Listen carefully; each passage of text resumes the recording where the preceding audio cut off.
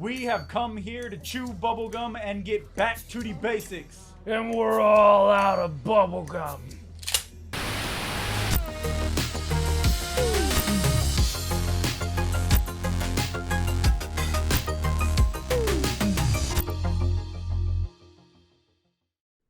They sleep, we live. This is how we survive now. 2023, we in the dojo. It's the nostalgia wars, man. Hey, we weaponing up. It's time to get back to the basics and get serious and save what we love, Josh. Okay.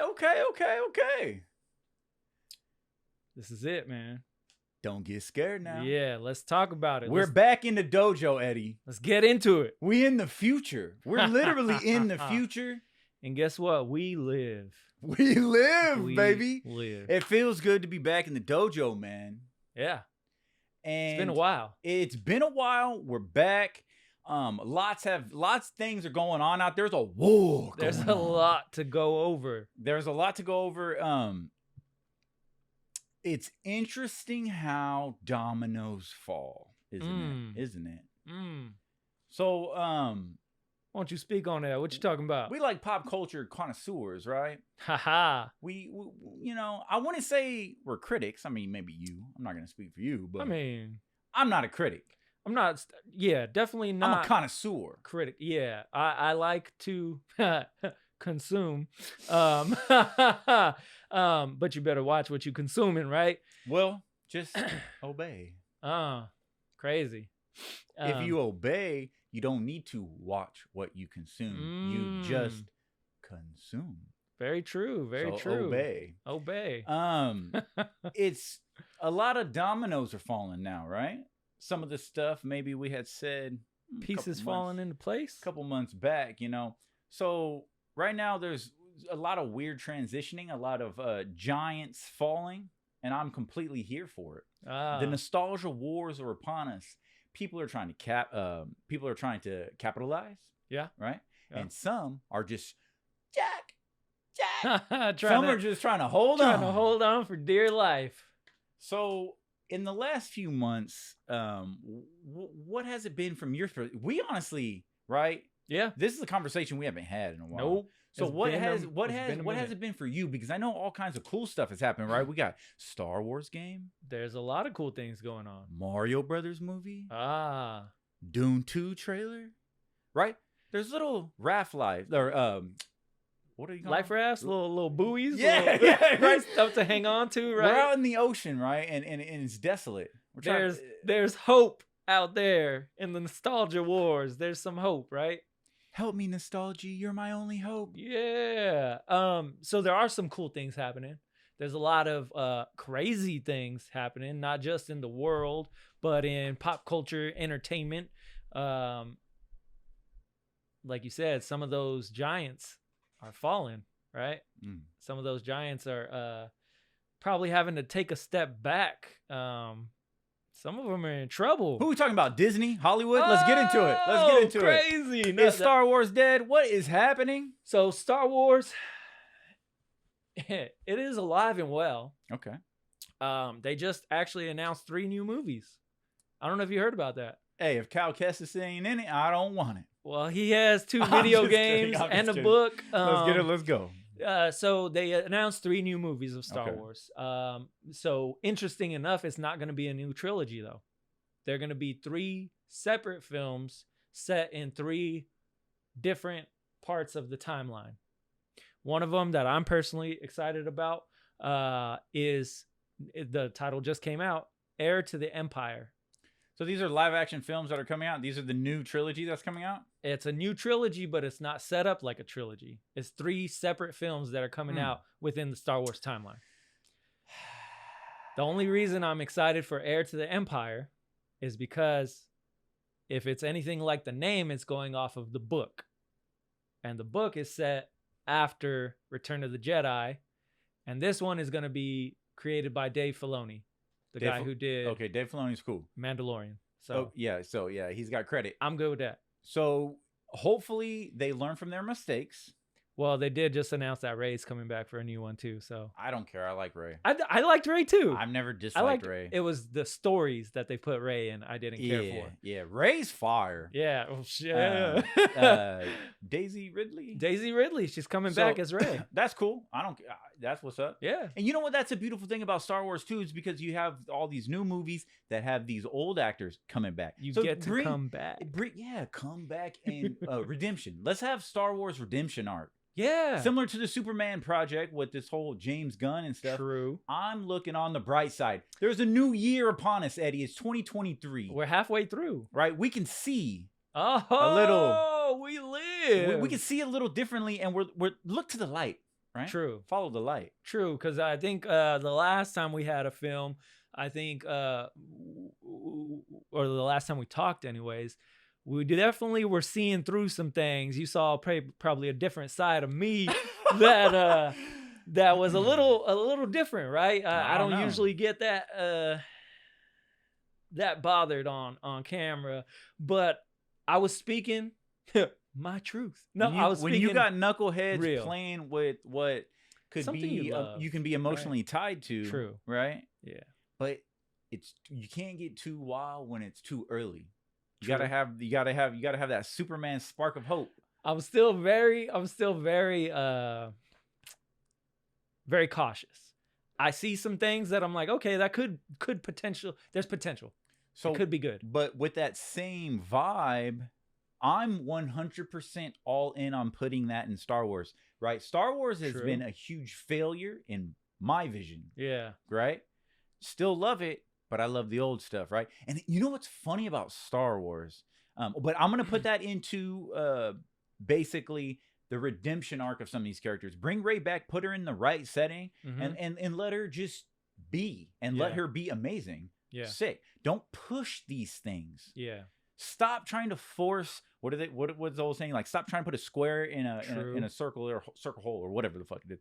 But it's like, with Star Wars, I hope they learn from their mistakes about taking stories from the books and butchering them. Take the stories from the books and adapt it good. Why don't you call Illumination and Nintendo? Oh, I was just gonna say. Why don't Disney ask Illumination and Nintendo how you can translate from one to another? True. Like they did Mario. But and they would have to swallow their pride, man. They would have to. They would have to call up Universal, who they're not. Probably you either swallow your pride and walk away, or you get force choked. So, well, one thing they are doing really good, Star Wars wise, is the video games. Cal Kestis, you mentioned it earlier. That new video game, and the last time we talked, I was looking forward to it. It is fire, bro. Like, it took everything that was good from part one and just improved upon it. And I've only played so much so far, but it is what I wanted. Do you see at some point going towards the future where the video games, like Star Wars experience of a video game, can like out story tell a live action? Yeah, because I feel like they have a lot more room to tell the story in the video games, right? It's a bigger canvas. There's so much that you can fit in this video game because it's open world. You can just play and play and play. And with a movie or films, you're limited to episodic television or 2 hours for a movie. No one's going to sit 4 or 5 hours in a film unless it's Zack Snyder's Justice League. Sit there and watch a film that they probably don't even care about. But when you play a video game, there's so much opportunity for an expansive world. And so that's what I really enjoy about this new game. And so hopefully the games can inspire the movies. Maybe we get a Cal Kestis film somewhere down the line. And we don't know his and how beautiful that is, that you can go from one form factor of reading a book about this character to playing this character and watching these cutscenes and experiencing it in two different mediums. Yeah, because that's what I'm doing right now. Yeah, I'm doing both at the same time. And that is a delicious Star Wars experience.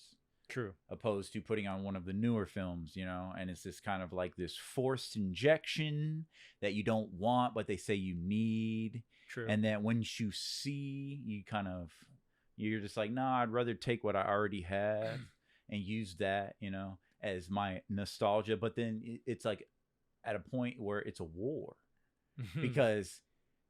Well, they're destroying the things we love, right? And what happens when you destroy things that people love? You're going to get some pushback. You're going to get some rebellions, as it were. Rebel scum? Yeah, we are the resistance, you know? So, hey, that's debatable. We resist their mind control. But that's something that we're currently going through right now, right? Is we're in the war of nostalgia. We're trying to keep nostalgia alive. The nostalgia of the things that we know and love that we grew up with. And we're trying to keep it alive for the future. Meanwhile, they're trying to destroy it. I sent you the trailer for Under the Sea, Disney. Another thing that they destroyed. Bro, I have never once, this is the first time seeing the Little Mermaid live action, right? All happen. Just a little clip of Sebastian singing Under the Sea. And I sent it to you and just put lifeless, soulless, empty. And you were 100% right. I watched it. So I watched it without even seeing that little caption that you put. And something just felt wrong. I was like, oh, cool. Josh sent me like a video, a trailer, right? And I clicked on it not even knowing what it was because it had to load. And then it started and it said Disney Little Mermaid trailer. And it was starting and it was like, Under the Sea. And it just didn't encapture that same feeling from the cartoon. And being a fan of Disney cartoons, growing up with Disney, if you're going to put something in a live action, I'm hoping you can capture the same magic and put it onto film. Have you ever bought something and you were so excited to have it and then you like put your hands on it and you realize it was like a cheap plastic knockoff? It just wasn't like, it's still gonna do the job, but it just wasn't the same. Yeah, that's how it felt to me, bro. I was like, what is this? Yeah, like, because I was like, you know what, maybe it's kind of, it has the moments that the live action Aladdin, I kind of liked that, right? I did. Yeah. And there was moments in Lion King. I felt Lion King was very lifeless as well. Yeah, but it had moments. It had moments. So I was like, maybe Little Mermaid is gonna be off key, but it's gonna have moments. And then I saw Sebastian, and we talked about it in the Super Mario Brothers episode, where you got to go all in, and there's like this translation that doesn't translate to where Sebastian looks real, and and I think that's why it feels soulless. Is like same thing with Sonic, right? It's just that you're playing this let's make it look everything real, because Lion King was the same, right? Everything looked like you were watching National Geographic, right? And there was no cartoony aspects. Yeah, because I was looking at the lions while they were trying to like sing or whatever, but they're missing like the emotion. Like a lion is just going to look like a lion, and it's not going to have facial features and emotion and things that's like what they're missing, the emotion in the faces of the characters. Yeah. Look at the Super Mario Brothers movie. Yep. I'll say it 100 times. Now that the movie's out and people have seen it, I say it 100 times. That is, look how many facial features Peach had throughout the whole movie. She had the whole range of human emotion. So you got to see so much of her character. Because the face says a lot. Everything. It says everything that the mouth doesn't, right? And so that was one thing that Mario movie did well, but it's something that Disney is missing the mark on, is they're deciding to take their animations and turn them into live actions. And it's 100% just to get more money to reach a larger audience, right? Because they're putting it into live action because everything is live action now. Some things, and you've said it before, and now I feel the same, are just better off being an animation. And they should just stay that way. Crazy things. What is this WWE and UFC merger? I saw that. What is going on? And then like Vince McMahon later, they sold it to Dubai. What is happening? A week or two later, Saudi Arabia. Like they signed the deal or something, and then it ended up not going through. And Triple H came. It didn't go through? I don't think so. And Triple H came on Raw, and he was just like, "We're here to stay." And so now Vince is back in control. Wait a minute, Vince is back in control, or did the whole merger happen? I don't think the merger happened. And if it did, maybe they're playing like a really backseat and like still letting Vince and Triple H kind of run the show. Bro, you went to WrestleMania. It was tight. That's cool. Fucking crazy. That was one of the like few glimmers of hope in this world. There you go. WrestleMania was really cool. I went to WrestleMania in LA, had a great time. It was a really cool experience. It reminded me a lot of the last time me and you went at the 49er Stadium. And it was just something really cool that I wish we could have shared, but we'll have to go to the next one because WrestleMania is something that we started together. Did it feel good though? It did. It had the energy. It wasn't the same as the first time me and you went though. I remember stepping into the stadium and feeling just like an overwhelming energy. This time it was a little bit less, but it was still really cool. Okay. So I don't know if maybe that's because you weren't there or something. I don't know, player. But it was really cool. But the future of WWE right now, it seems to me is like in shambles. And it's big dominoes falling. I think so, because Vince, I think, doesn't want to let go, but I think he's at the point where he maybe should. And it's just like Disney right now is they're holding on and they're forcing things. They're forcing the wrong things. And instead they should just kind of like take a step back and let things be, let it play out. And put those, like you do like this, right? Like the life force, like streams, like water, be water, right? Be like water. So let it flow, but basically put it in the right canals in the right way so people can direct the flow, like Illumination, like Universal, like Nintendo, the way they directed their flow and let it be the creative artistry that they created with that jumping off point of Mario Brothers. Disney has every franchise under the sun to do that. But they give us this Little Mermaid, this Peter Pan. Oh, yeah. I know. And I'm a huge Peter Pan fan. Why don't they just make it CG, make it look just like the children's books, make it look colorful and beautiful? Instead, we get this dark live action Zack Snyder garbage. No offense. I'm just saying. Why is it so dark? Why is it so real? Why can't we have fantasy and cartoons, bro? That's what made it original. Yeah, that's what made it great. And one thing that is going back to like a live action cartoon is the new Ninja Turtles, right? With Seth Rogen. I think we talked about it a little bit. I think it's going to be like the Spider-Verse vibe, right? Yeah, that's what it kind of feels like. This new age animation style mixed with kind of graffiti, pastel paints. I don't know. I'm not really into it 100%. Fluid animation. And that's probably why I haven't even seen The Amazing Spider-Man. Or Watch the Spider-Verse movies. They are fire. Oh, we just watched the trailer for the second one. Let's get it, Miguel, $20.99, bro. Scarlet Spider. I was like, let's go, baby. Scarlet Spider did look tight. And that's one of my favorites. So maybe that might compel me to watch the first one. I don't know. But I never just really, like, nothing pulled me in to do that. And so that was a big like thing for me. And going forward, I mean, I'm a big Spider-Man fan, but I do enjoy live action Spider-Man. So. I didn't even watch the new live action Spider-Man. And that's I still haven't. No, I can't do it, man. But speaking of Spider-Man, let's talk about Zendaya, I guess. Let's link that in. Dune 2. Oh. Are you excited for that, man? Yeah. I wasn't until I saw the trailer. What you know about Dune? What?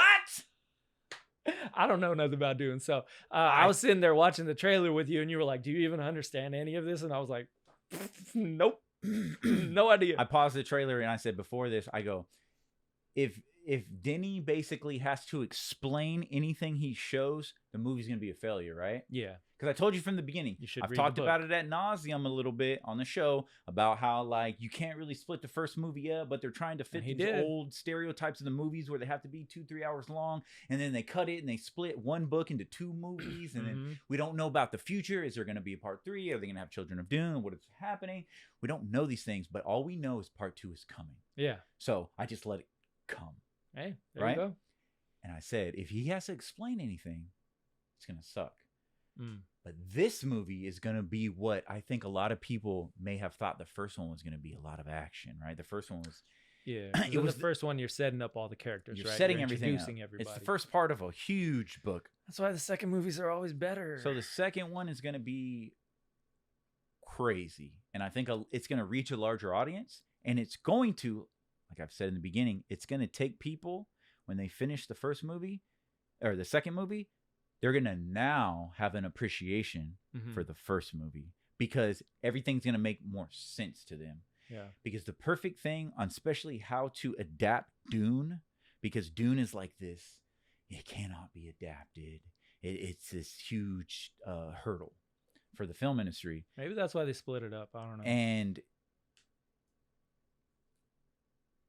the trailer just doom, imagery, symbology, symbol. Yeah, it went by really quick. Imagery. Imagery, symbols, imagery. And I was just like, boom. I paused that thing and rewatched it 80 times, and I was going about all the Dune stuff, and it was just like, I was just sitting there like, I got to read the book, I guess. I am just on board, right? Hollywood has been dead to me, but with Super Mario Brothers, like taking something nostalgic from the past, bringing it to the future, and giving it one of the greatest like starts. Giving it life. Giving it life, Gave bro. it life, bro. And then Dune 2, I'm just like, okay, I'm starting to look back at the cinema now. I'm starting to look back at the movies. Avatar 2, I got to take my grandmother. We had a great time. Great. We love Avatar, right? Yeah. James Cameron, pump them out, baby. I love me my blue women. So it was really good then, right? I love it. You haven't seen it? I did. Oh, okay. Yeah, okay. I did. No, I know there's a lot of people really like it. A lot of people don't like it. No, I enjoyed it a lot. I think it's setting up a huge story with these kids. I think it's freaking amazing. I just love Avatar. And there's gonna be they filmed those back to back, right? Long live the fighters from Dune. Long live the Na'vi. Let's get it. Let's go. It seems like filming things back to back is kind of like you have to. They did it with Harry Potter. I was gonna say they did it with Lord of the Rings. They did it with a lot of movies. These big projects. You have to. And it seems like that's kind of the way to go if you're gonna do something really great. Advantage of the time. Yeah, you have to. So we're talking about a lot of these actors and Hollywood and movies and everything like that, but what about these awards, these actors and these Academy Awards? What's going on Writers' with that, man? strike? Yeah. What do you know about that? Not too much. That these writers want more money. Okay. What is every strike about? They trying to strike against with the union or whatever about they want more money. They want to be paid more. They want equal wages, blah, blah, blah. They feel like they're doing a lot, so they want more. I personally believe these strikes are, I don't know what the right wording is, but they do it from within. These are like these false flags in Hollywood to constantly keep inflating the price of this craft. Yeah, definitely. Okay. They're inflating the price of everything, right? Pay the you start it from the bottom. If you got to pay all the writers, well, because then it's going to charge more movie you're tickets, going to pay, right? Everything's going to cost. Just keep raising everything, and inflation. And it's going to basically make the product cost more. Yeah. Look at the price of movies now. It's insane, man. Everything it's and just, nobody wants to spend anything on a movie either. They want you to do it for the least amount, but still produce. And with this whole streaming wars, the nostalgia wars, and all these with the streaming sites, there can only be one streaming service is going to sit on the Iron Throne. One streaming service is going to wear the ring. Max? Are you talking about Max? I don't know I haven't, honestly, I'm detached. But right there, it's going to boil down to a few. It's not even HBO anymore. It's just Max. What the hell is that about? I just think that basically they're going to boil it down and make it extremely expensive. But we're living in a day and age where you can consume this content for free online very easily. So there is a war going on. But doesn't that drive up the price too? Because then you got people going and consuming online for free and not paying, and which turns around and costs more. And it seems like it's just one thing after another. And like you said, dominoes. We got the writer strike happening in Hollywood. We have like this decay because now there's like this whole bounce back from the COVID where basically Hollywood had to like shut down to like basically go minimal, and it delayed a lot of projects. And now they're talking about, oh, look at the writer strike. Now this is going to be the delay after COVID. So we're not going to see this delay until like from 6 months from now. So what does that mean for all these blockbusters? Honestly, when it comes to I'm not a consumer of the TV shows. So all those writers, when you have a writing room of 14, 13 people, bro, and you're all saying, I have to get paid X amount. Oh, I'm this type of person. I need to be getting paid the same as this type of person. Bro, shut up. Give me. You're getting a paycheck to sit in a writer room to create things. How about doing it for like the passion, right? Like the love of the product, and, the love and that's not saying that people need to work for free. No, this is people's lives. These are people's True. time, right? But there is this divide where it's money, and all we're doing is getting a bunch of people in a room that is basically mixing up, tossing a salad, and it's disgusting, right? What happened to these projects where it's like 1 or 2 people?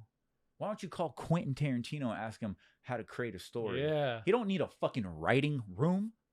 What is that about? Call up John Carpenter and Tim Burton and ask them what it's all about. So, that's that Hollywood stuff. And it's, I don't know. And then this whole, have you seen this award concept about the Academy Awards? What is going on with that? So there's this clip of Richard Dreyfuss. And it's some interview, and basically she's just like, hey, what do you think about the Academy Awards going forward? Your project is not even going to be considered for an Academy Award unless it meets their racial, cultural level. So you have to approach their requirements. Sounds like there's going to be a lot more independent films going forward. Sounds like it. Film festivals. Richard Dreyfuss, though, says something that is to me, it's very true.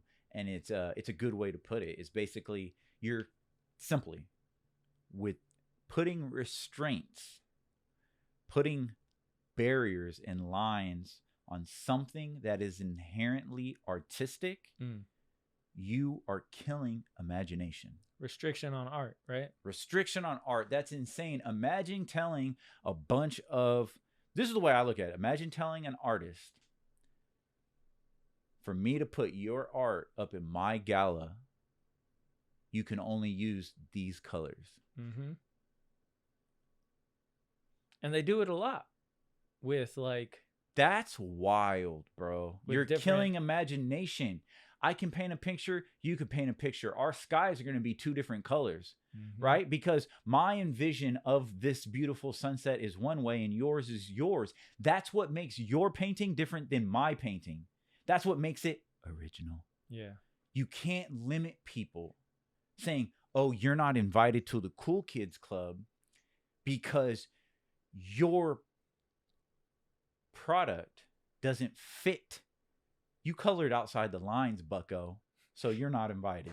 So it brings me all the way back to the first Star Wars with George Lucas and how he basically got told no, and studios wouldn't buy his movie because they wanted him to either change it or they wanted it to be a certain way, and they were like, no, that won't do well, a space opera.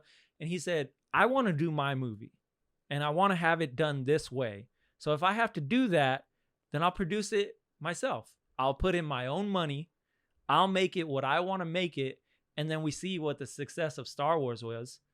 So you have all these companies and studios and rights telling you, you can't do this. You have to paint within the lines. And if you tell me I can't do something, I'm going to go the opposite way.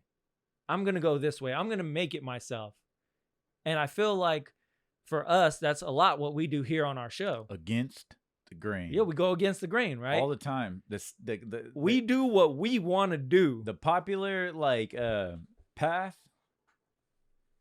What is that saying? It'll come to me about driving. The road less traveled, right? No, the road less traveled, and basically, you know how people say like, oh, you know how I stay in my own lane. Yeah, the road less traveled.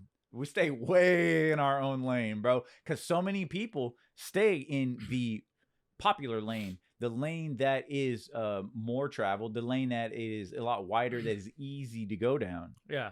Yeah. We're touching on things that most people probably wouldn't even dare to talk about, man. They wouldn't even, because it goes against the grain. It goes against what's popular, and most people are just like nod, yes, I'm going to consume and take everything that is being given to me. But we're asking the questions. We're saying, well, wait, what about that? Why is it this way? Why can't it be that way? Because everything that we know and love and that we fell in love with, it made us believe a certain way and think a certain way, and we want like that standard, right? And so when we're given things below that standard, it's like, why are you giving me dog shit when I know you could give me so much better if you just did it this way? Yeah. And so I feel like we definitely have a love and a passion for these franchises, these films, these entities, right? That well, be careful with entities. That's true. But what I mean is like these franchises. One that can see these franchises. Yeah. Hey. Zack Snyder was the same way with George Lucas about he wanted his vision, right? True. So this isn't like a new thing when it comes to Hollywood. When it comes to basically, you're going to draw as a production company, as the top investor, whatnot, you're going to draw in my lines, right? But not everybody knows, like the wider audience doesn't know these lines. Now we're seeing more of a social construct.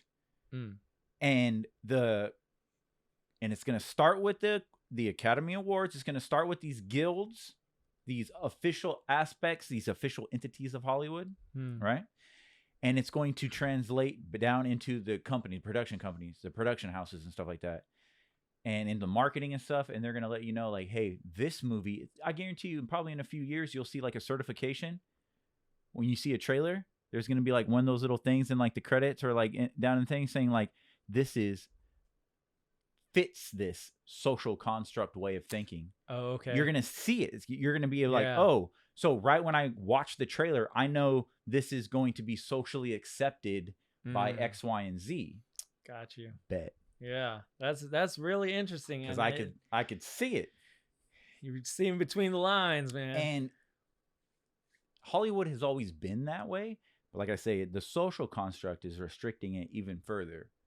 It's just getting finer and finer and more minute, right? Yeah. They're just putting more constraint on it. And instead of it being in-house, right? You're talking about the writers, the producers, in-house, right? Instead of it being in-house, it's social, on social media. It's how they market their movies. It's everywhere. Well, as a corporation, as us Disney or who we are as whatever, we believe in this. So therefore, we are going to promote this ideology in our upcoming products. So you already know that in our upcoming movies, we're going to lean your way. And that is more of their marketing tactics than showing me a good trailer. Yeah. What? That's why I say it's becoming a social construct with these companies. And a lot of people don't see that.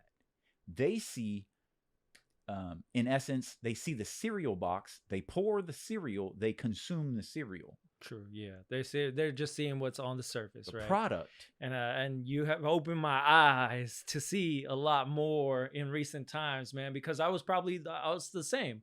I was just consuming, taking things for what it was on the surface level and just like enjoying my thanks for another episode and hey, this is good content. And really there's a lot of things going on under the surface that unless you know, you wouldn't know.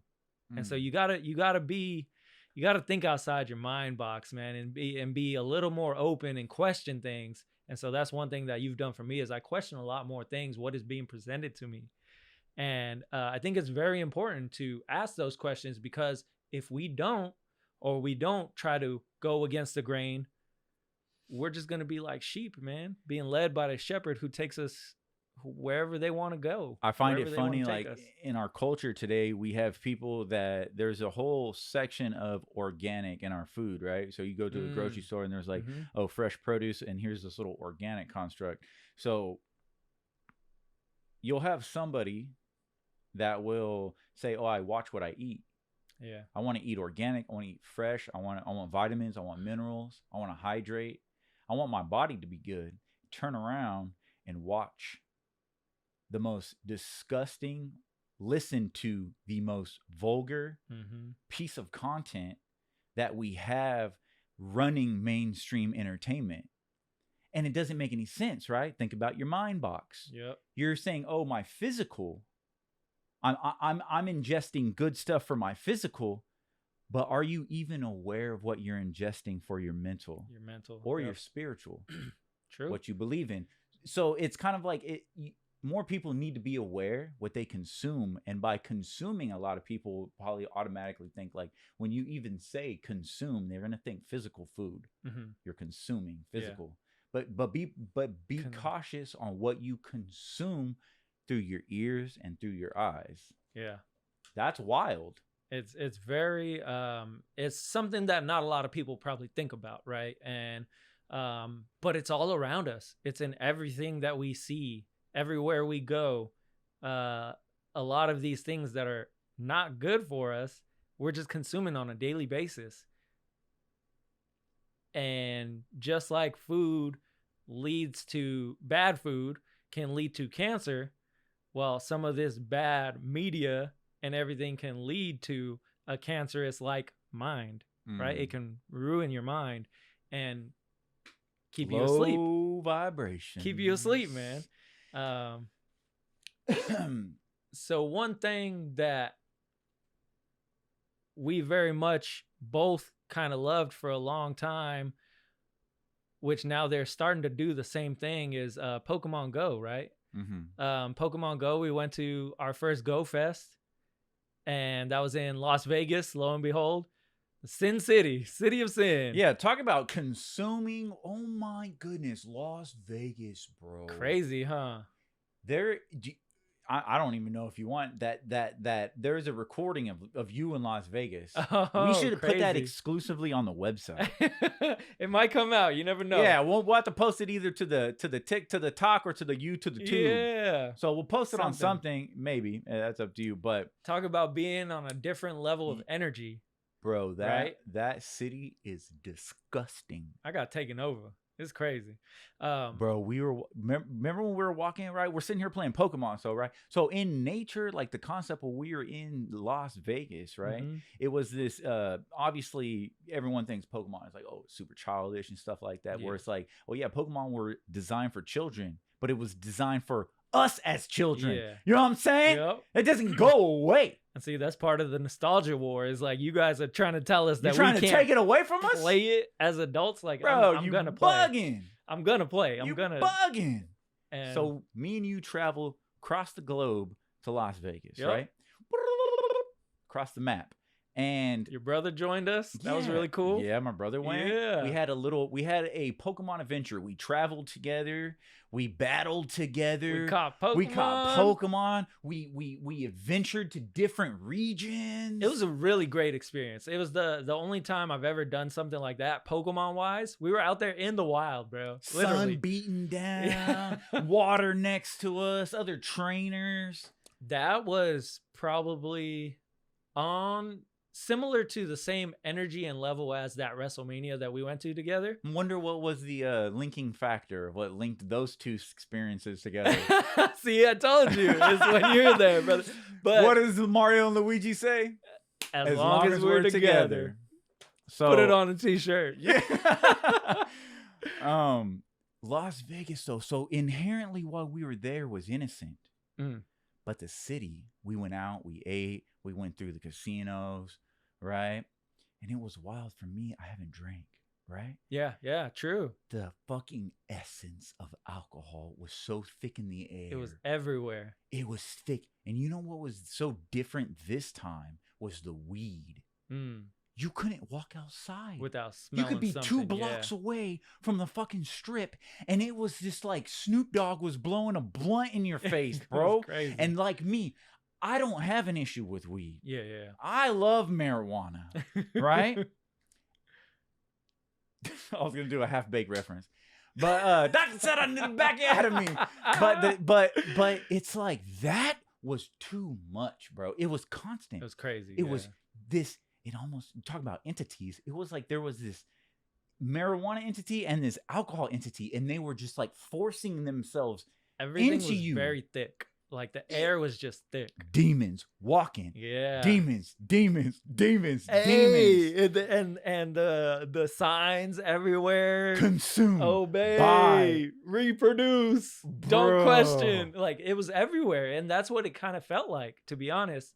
And there was like people all drunk and sloshed, and just weird people everywhere.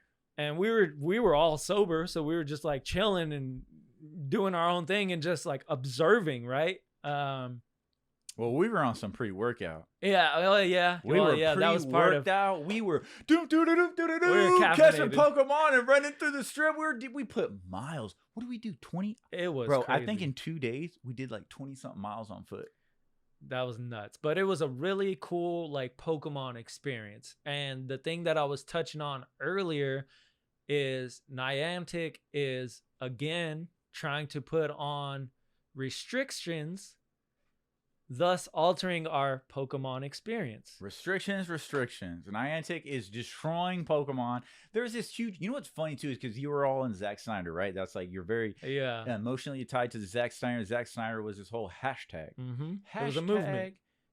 Say what was the Snyder? Restore the Snyderverse. Yep. And so this Pokemon community with Pokemon Go was this hashtag Hear Us Niantic, which basically backfired. It was. Can you hear us? it literally pretty much did nothing. They it's a company that basically says, you know what, you're still going to consume us. You're still going to consume. You're still going to spend money. And not only are we going to restrict you from remote raiding, which basically you can play from home for a little bit of money. 99 cents, you can battle a legendary that's down the street or get an invite from somebody, your friend across the world. Now we're going to give you less and charge you more. Yep. Right? What is that product? Crazy. We're going to give you less and charge you more. It's because they know you'll buy it.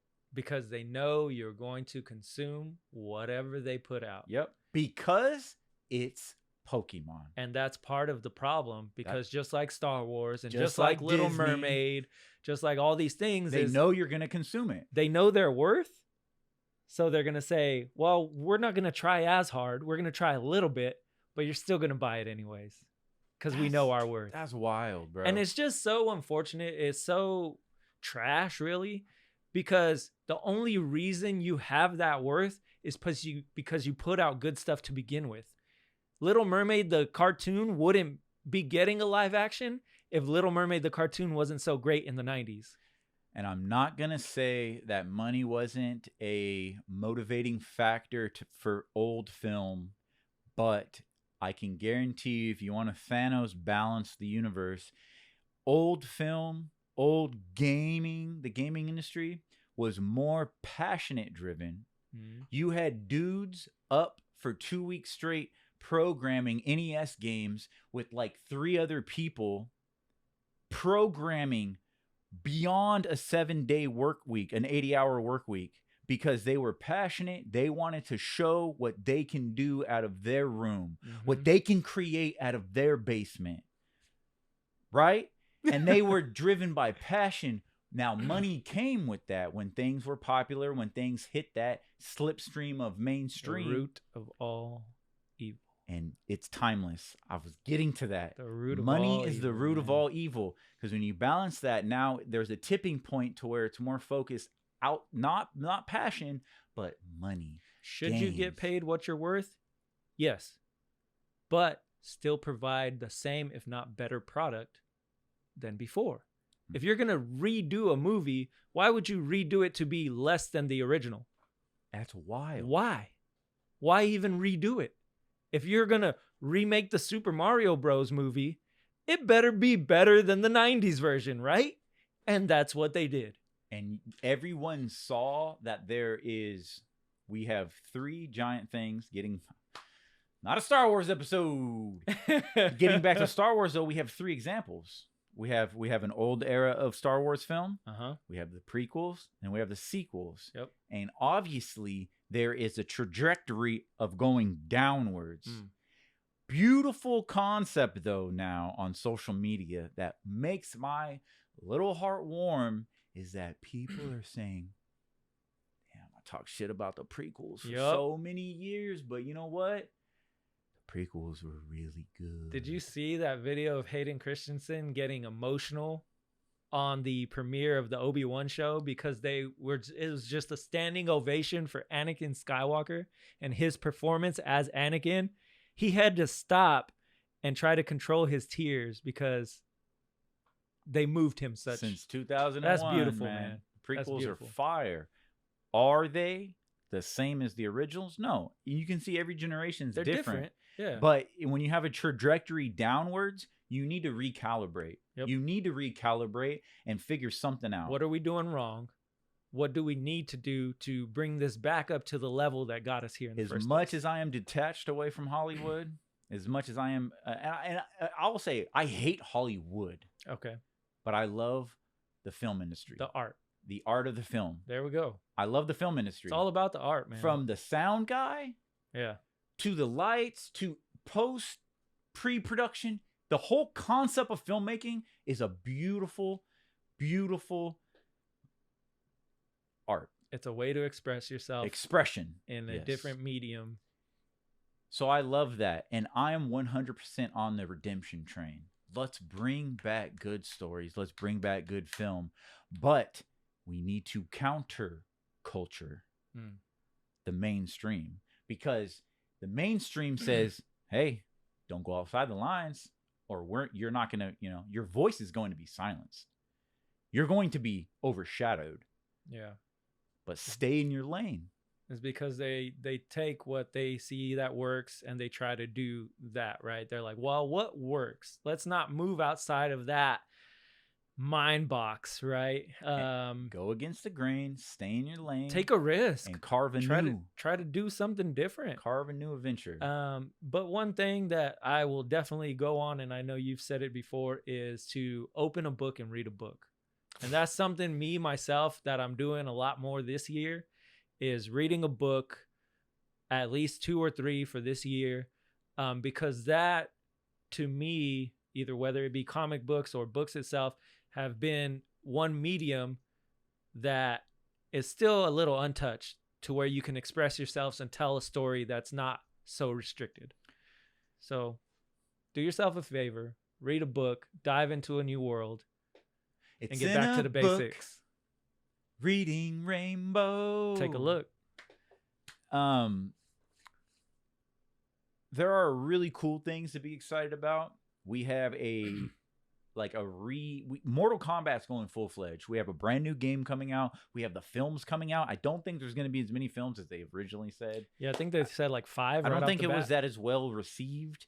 Specifically, too, that it came out on a streaming platform. There wasn't a full cinematic during the movie release. Pandemic. Yeah. So I'm excited for the future of Mortal Kombat, both film and game. Mm-hmm. We have Star Wars. Hopefully, this trajectory of this new film generation of Star Wars will go in the right way. I'm not a big Star Wars fan of the streaming service shows. The newest, yeah. The shows. There's like Andor and there's a lot. I'm not saying it's bad. It just it's not for you. It's not the vibe. It's not your Star Wars, and that's okay. Yeah. That's okay. But can Star Wars learn to make a Star Wars that encapsulates all generations? Can they? They almost, they tried to. Same way Mario did. They've tried to. Same thing with Mario. I feel like Force Awakens might have been the closest that they got to that. And because it was the first one after so many years, it was almost like everything you love about Star Wars in one. DC, just a little touch on DC going forward. They may be going up. They may be going down. We'll see. The Flash with the new Flash movie. We have Batman, Supergirl, Flash. We were reading a bunch about it the other night, and we're just like, wow, this is gonna be fire. I think it's gonna be fun. The newest Supergirl on in a live action movie since the original. So that's something to be like, holy shit.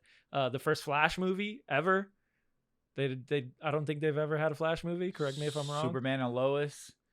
We still might get a continuation. I don't know me personally, I don't know what's happening with the CW and the DC. Yeah. I think the Flash is over. I think Flash is Superman done. and Lois is like about to grab that ledge or slip and fall. I don't know. They may be moving to Max, which is HBO's new streaming service. So I don't know. But there is a future. There's glimmers of hope. There's a future. We got Godzilla versus Kong 2. Nostalgia is holding on, man. We fighting the wars. They're about to drop a new James Bond on us. That's going to be in the next few months. Transformers, right? The Transformers movie's about to drop it, whether it be good or not. It's Transformers. Yeah. Right? Transformers, Bond, Dune.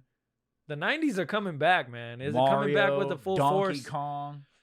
And I want to hope and I want to say that it's going to end on a positive note. So I'll keep fighting the good fight and keeping nostalgia alive. That's what it's about, right? The nostalgia war. It's a nostalgia war. We live. We're still here. We're still fighting. And we're never going to stop because we stay nostalgic, right? Want to know the worst thing about being able to see, Eddie? What's that? Not everyone is going to see what we see. Well, it's time to change that.